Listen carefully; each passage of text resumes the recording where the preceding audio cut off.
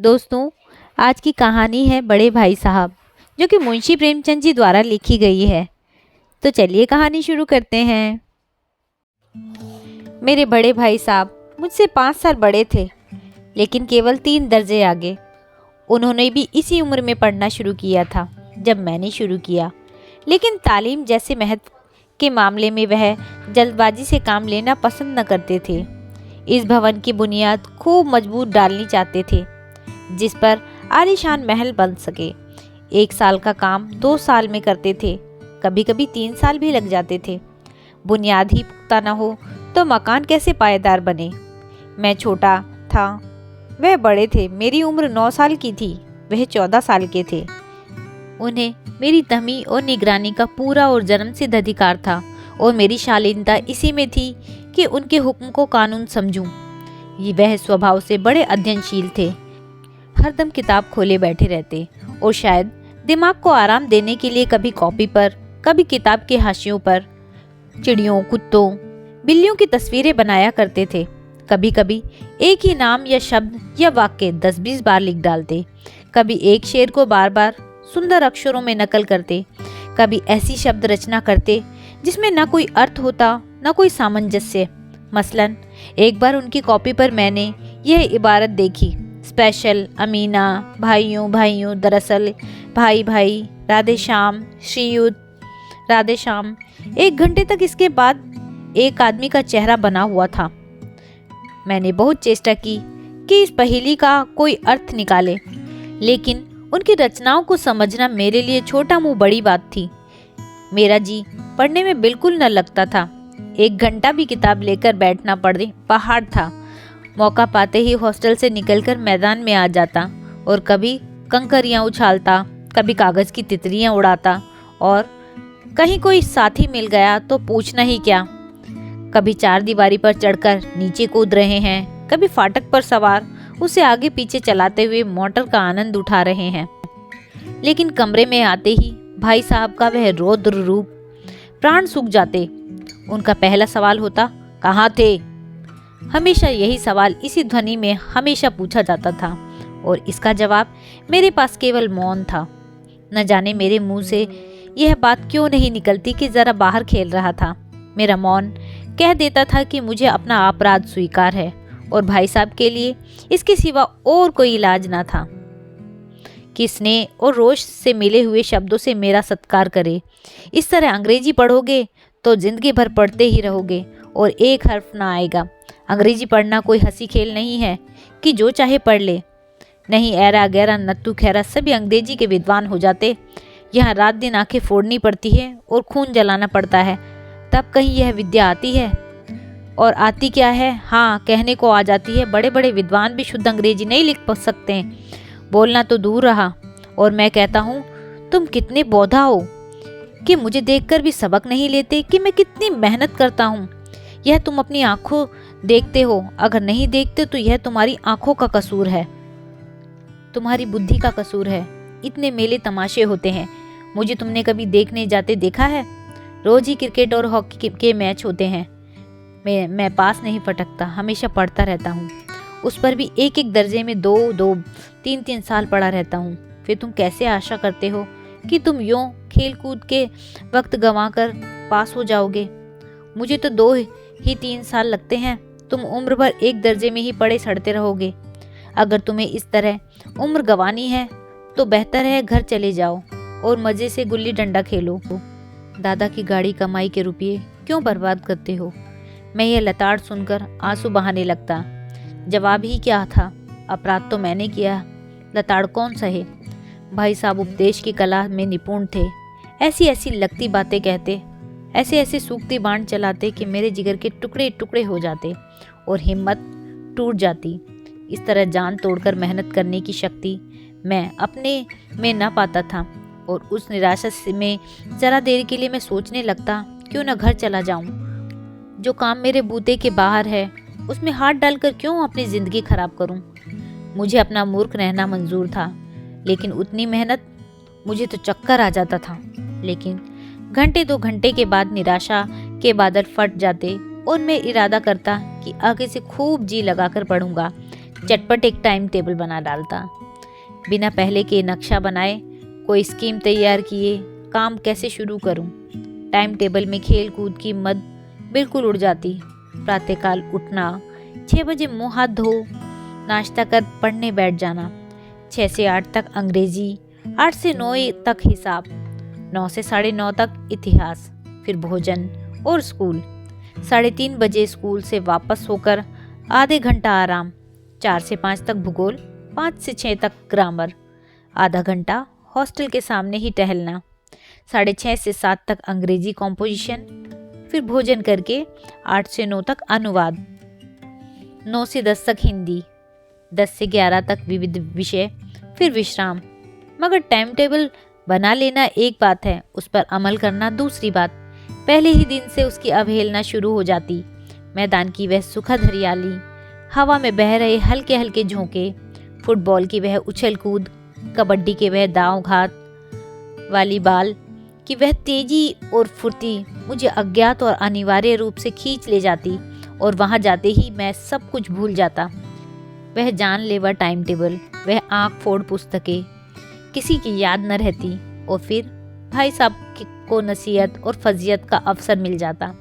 मैं उनके साये से भागता और उनकी आंखों से दूर रहने की चेष्टा करता। कमरे में इस तरह दबे पांव आता कि उन्हें खबर ना हो। उनकी नज़र मेरी ओर उठी और मेरे प्राण निकले। हमेशा सिर पर एक नंगी तलवार सी लटकती मालूम होती। फिर भी जैसे मौत और विपत्ति के बीच में भी आदमी मोह और माया के बंधन में जकड़ा रहता है। मैं फटकार और घुटकियां खाकर भी खेलकूद का तिरस्कार न कर सकता। सालाना इम्तिहान हुआ, भाई साहब फेल हो गए और मैं पास हो गया और दर्जे में प्रथम आया। मेरे और उनके बीच में केवल 2 साल का अंतर रह गया। जी मैं आया भाई साहब को आड़े हाथों लूं। आपकी वह घोर तपस्या कहाँ गई? मुझे देखिए, मजे से खेलता भी रहा और दर्जे भी नहीं रहा। तुम्हारी क्या हस्ती है? इतिहास में रावण का हाल तो पढ़ा ही होगा। उसके चरित्र से तुमने कौन सा उपदेश लिया, या यूं ही पढ़ गए? महज इम्तिहान पास कर लेना कोई चीज नहीं है। असल चीज है बुद्धि का विकास। जो कुछ पढ़ो उसका अभिप्राय समझो। रावण भूमंडल का स्वामी था। ऐसे राजों को चक्रवर्ती कहते हैं। आजकल अंग्रेजों के राज्य का विस्तार बहुत बढ़ा हुआ है, पर उन्हें चक्रवर्ती नहीं कह सकते। संसार के अनेकों राष्ट्र अंग्रेजों का आधिपत्य स्वीकार नहीं करते, बिल्कुल स्वाधीन है। रावण चक्रवर्ती राजा था। संसार के सभी महिष उसे कर देते थे। बड़े बड़े देवता उसकी गुलामी करते थे। आग और पानी के देवता भी उसके दास थे। मगर उसका अंत क्या हुआ? घमंड ने उसका नाम निशान तक मिटा दिया। कोई उसे एक चुल्लू पानी देने वाला भी न बचा। आदमी और जो कुछ कुकर्म चाहे करे, पर अभिमान ना करे, इतराए नहीं। अभिमान किया और दीन दुनिया दोनों से गया। शैतान का हाल भी तो पड़ा ही होगा। उसे यह अभिमान हुआ था कि ईश्वर उससे बढ़कर सच्चा भक्त कोई है ही नहीं। अंत में यह हुआ कि स्वर्ग से नरक में धकेल दिया गया। शाह रूम ने भी एक बार अहंकार किया था, भीख मांग मांग कर मर गया। तुमने तो अभी केवल एक दर्जा पास किया है और अभी से ही तुम्हारा सिर फिर गया। तब तो तुम आगे बढ़ चुके। यह समझ लो कि तुम अपनी मेहनत से नहीं पास हुए, अंधे के हाथ बटेर लग गई। मगर बटेर केवल एक बार हाथ लग सकती है, बार बार नहीं लग सकती। कभी कभी गुल्ली डंडे में भी अंधा चोट निशाना पड़ जाता है। इससे कोई सकल खिलाड़ी नहीं हो जाता। सकल खिलाड़ी वह है जिसका कोई निशाना खाली ही ना जाए। मेरे फेल होने पर ना जाओ। मेरे दर्जे में आओगे तो दांतों पसीना आ जाएगा। जब अलजेब्रा और ज्योमेट्री के लोहे के चने चबाने पड़ेंगे। इंग्लिस्तान का इतिहास पढ़ना पड़ेगा। बादशाहों के नाम याद रखना आसान नहीं है। 8 हेनरी हो गुजरे हैं। कौन सा कांड किस हेनरी के समय में हुआ, क्या यह याद रखना आसान समझते हो? हेनरी 7वें की जगह हेनरी 8वां लिख दिया और सब नंबर गायब, सवा चट। सिफर भी ना मिलेगा, सिफर भी। ओ किस ख्याल में? दर्जनों तो जेम्स हुए हैं, दर्जनों विलियम्स, कोड़ियों चार्ल्स। दिमाग चक्कर खाने लगता है, आंधी रोग हो जाता है। इन अभागों को नाम भी न जुड़ते थे। एक नाम के पीछे 2 यम, 6 यम, 4 यम, 5 यम लगाते चले गए।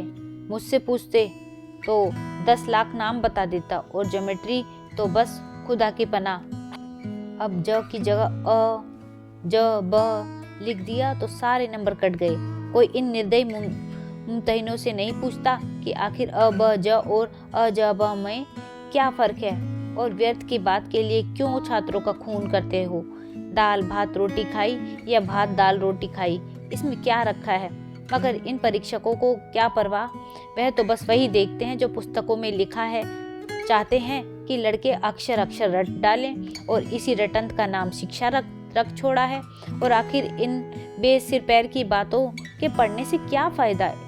इस रेखा पर वह लंब गिरा दो तो आधार लंब से दुगना होगा। पूछिए इनसे प्रयोजन, दुगना नहीं चौगुना हो जाए या आधा ही रहे मेरी बला से। लेकिन कक्षा में पास होना है तो यह सब खुराफात याद करनी पड़ती है। कह दिया समय की पाबंदी पर निबंध लिखो जो 4 पन्ने से कम ना हो। अब आप कॉपी सामने खोले कलम हाथ में लिए उसके नाम को रोइए। कौन नहीं जानता कि समय की पाबंदी बहुत अच्छी बात है। इससे आदमी के जीवन में संयम आ जाता है और दूसरे का उस पर स्नेह होने लगता है और उसके कारोबार में उन्नति होती है।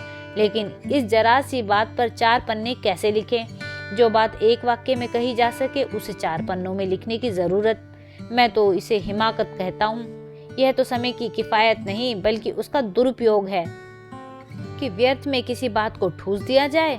हम चाहते हैं आदमी को जो कुछ कहना हो चटपट कह दे पर अपनी राह ले, मगर नहीं, आपको तो 4 पन्ने रंगने हैं, पढ़ेंगे चाहे जैसे लिखिए और पन्ने भी पूरे फुल स्केप के आकार के। यह छात्रों पर अत्याचार नहीं तो क्या है। अनर्थ तो यह है कि कहा जाता है कि संक्षेप में लिखो। समय की पाबंदी पर भी संक्षेप में एक निबंध लिखो जो 4 पन्ने से कम ना हो। ठीक, संक्षेप में तो 4 पन्ने हुए नहीं, शायद 100-200 पन्ने लिखवाते। तेज भी दौड़िए और धीरे धीरे भी। है उल्टी बात या नहीं।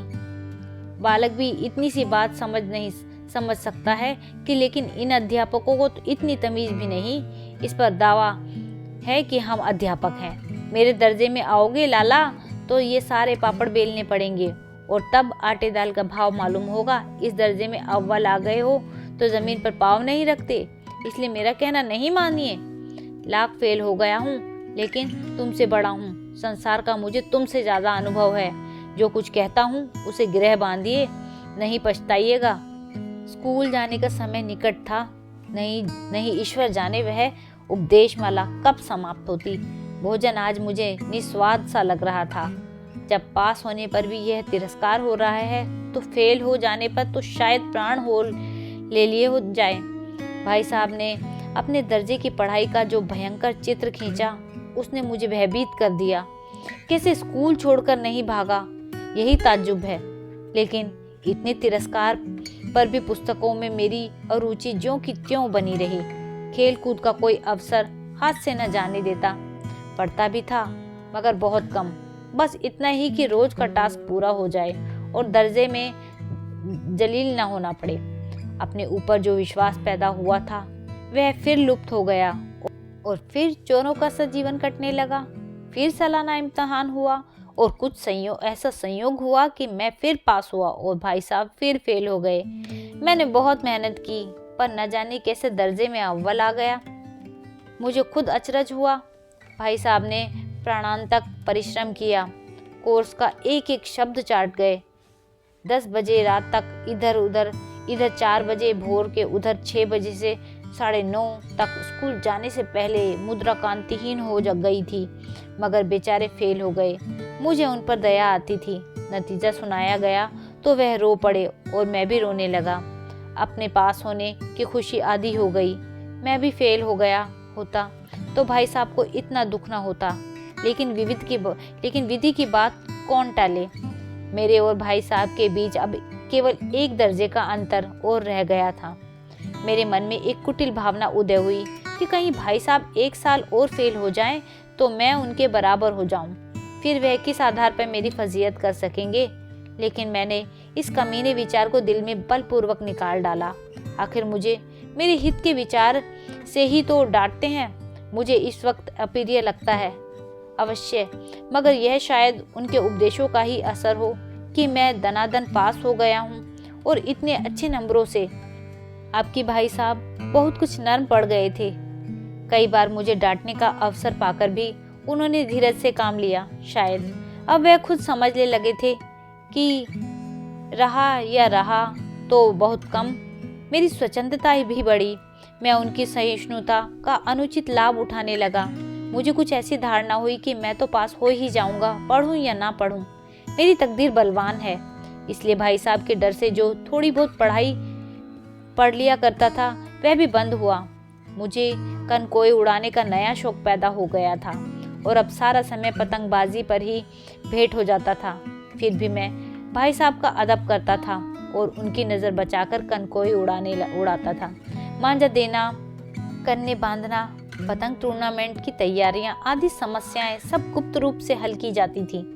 मैं भाई साहब को यह संदेह न करने देना चाहता था कि उनका सम्मान और लिहाज मेरी नज़रों में कम हो गया है। एक दिन संध्या समय हॉस्टल से दूर मैं एक कनकोआ लूटने बेतहाशा दौड़ा जा रहा था। आंखें आसमान की ओर ही थी और मन उस आकाशगामी पथिक की ओर जो मंद गति से झूमता पतन की ओर चला जा रहा था। मानो कोई आत्मा स्वर्ग से निकलकर विरक्त मन से नए संस्कार ग्रहण करने जा रही हो। बालकों की एक पूरी सेना लगे और झाड़दार बाज लिए उसका स्वागत करने को दौड़ी आ रही थी।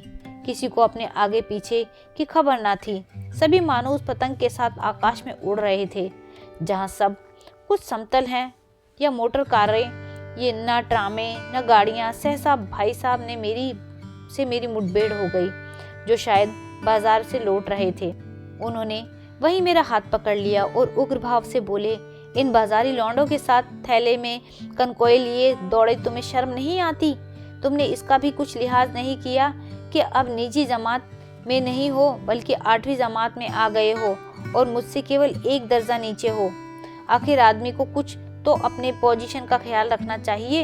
एक जमाना था कि लोग 8वां दर्जा पास करके नायब तहसीलदार हो जाते थे। मैं कितने ही मिडिलचियों को जानता हूँ जो आज अव्वल दर्जे के डिप्टी मजिस्ट्रेट या सुपरिटेंडेंट हैं। कितने भी 8वीं जमात वाले हमारे लीडर और समाचार पत्रों के संपादक हैं। बड़े बड़े विद्वान उनकी मातहसी में काम करते हैं और तुम उसी 8वीं दर्जे में आकर बाजारी लौंडों के साथ कनकोए के लिए दौड़ रहे हो। मुझे तुम्हारी इस कम अकली पर दुख होता है। तुम ज़हीन हो, इसमें शक नहीं, लेकिन वह जहन किस काम का जो हमारे आत्मगौरव की ही हत्या कर डाले। तुम अपने दिल में समझते होंगे मैं भाई साहब से महज एक दर्जा नीचे हूँ और अब उन्हें मुझको कुछ कहने का हक नहीं। लेकिन यह तुम्हारी गलती है। मैं तुमसे 5 साल बड़ा हूँ और चाहे आज तुम मेरी ही जमात में आओ और परीक्षकों का यही हाल है तो निसंदेह अगले साल तुम मेरे समकक्ष हो जाओगे और शायद 1 साल बाद मुझसे आगे भी निकल जाओ। लेकिन मुझ में और तुम में जो 5 साल का अंतर है उसे तुम क्या खुदा भी नहीं मिटा सकता। मैं तुमसे 5 साल बड़ा हूँ और हमेशा रहूँगा। मुझे दुनिया का और जिंदगी का जो तजुर्बा है तुम उसकी बराबरी नहीं कर सकते, चाहे तुम MA या OMO और डिलिट और DPhil भी क्यों ना हो जाओ। समझ किताब पढ़ने से नहीं आती, दुनिया देखने से आती है। हमारी अम्मा ने कोई दर्जा नहीं पास किया और दादा भी शायद 5वीं 6ठी जमात के आगे नहीं गए, लेकिन हम दोनों चाहे सारी दुनिया की विद्या पढ़ लें, अम्मा और दादा को हमें समझाने और सुधारने का अधिकार हमेशा रहेगा। केवल इसलिए नहीं कि वे हमारे जन्मदाता हैं, बल्कि इसलिए कि उन्हें दुनिया का हमसे ज़्यादा तजुर्बा है और रहेगा। अमेरिका में किस तरह की राज व्यवस्था है और 8वें हेनरी ने कितने ब्याह किए और आकाश में कितने नक्षत्र हैं, यह बातें चाहे उन्हें ना मालूम हो, लेकिन हजारों ऐसी बातें हैं जिनका ज्ञान उन्हें हमसे और तुमसे ज़्यादा है। देव न करे आज मैं बीमार हो जाऊं तो तुम्हारे हाथ पैर फूल जाएंगे। दादा को तार देने के सिवाय तुम्हें और कुछ न सूझेगा, लेकिन तुम्हारी जगह दादा हो तो किसी को तार न देंगे, न घबराएं न बदहवास हों। पहले खुद मरहम पहचान कर इलाज करेंगे, उसमें सफल ना हुए तो किसी डॉक्टर को बुलाएंगे।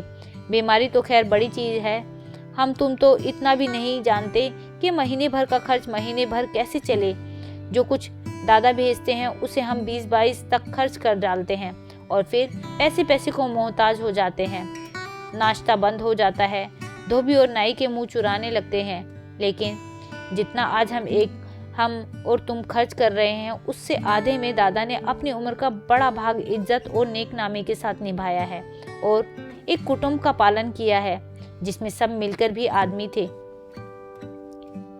अपने हेडमास्टर साहब ही को देखो, एमए हैं कि नहीं, और यहाँ के एमए नहीं एक्सपोर्ट के 1000 रुपये पाते हैं, लेकिन उनके घर का इंतजाम कौन करता है। उनकी बूढ़ी माँ हेडमास्टर साहब की डिग्री यहाँ बेकार हो गई। पहले खुद घर का इंतजाम करते थे, खर्च पूरा ना पड़ता था, कर्जदार रहते थे। जब से उनकी माताजी ने प्रबंध अपने हाथ में ले लिया है, जैसे घर में लक्ष्मी आ गई हो। तो भाई जान, यह गरूर दिल से निकाल डालो कि तुम मेरे समीप आ गए हो और अब स्वतंत्र हो। मैं थप्पड़ दिखाकर इसका प्रयोग भी कर सकता हूँ। जानता हूँ तुम्हें मेरी बातें जहर लग रही हैं। मैं उनकी इस नई युक्ति से नतमस्तक हो गया। मुझे आज सचमुच अपनी लघुता का अनुभव हुआ और भाई साहब के प्रति मेरे मन में श्रद्धा उत्पन्न हुई। मैंने सजल आंखों से कहा, हरगिज नहीं, आप जो कुछ फरमा रहे हैं वह बिल्कुल सच है और आपको उसके कहने का अधिकार है। भाई साहब ने मुझे गले लगा लिया। बोले, मैं कनकोई उड़ाने को मना नहीं करता, मेरा जी ललचाता है, लेकिन करूं तो क्या? खुद बेराह चलूं तो तुम्हारी रक्षा कैसे करूं? यह कर्तव्य भी मेरे सिर है। संयोग से उसी वक्त एक कटा हुआ कनकोआ हमारे ऊपर से गुजरा। उसकी डोर लटक रही थी। लड़कों को यह गोल पीछे पीछे दौड़ा चला आता था। भाई साहब लंबे हैं ही उछलकर उसकी डोर पकड़ ली और बेतहाशा हॉस्टल की तरफ दौड़े। मैं पीछे पीछे दौड़ रहा था। दोस्तों, आपको ये दो भाइयों की कहानी कैसी लगी मुझे कमेंट करके ज़रूर बताइएगा। और अगर आपको ये कहानी अच्छी लगी हो तो इस कहानी को लाइक कीजिएगा, शेयर कीजिएगा और मेरे चैनल को सब्सक्राइब कीजिएगा। वीडियो देखने के लिए धन्यवाद।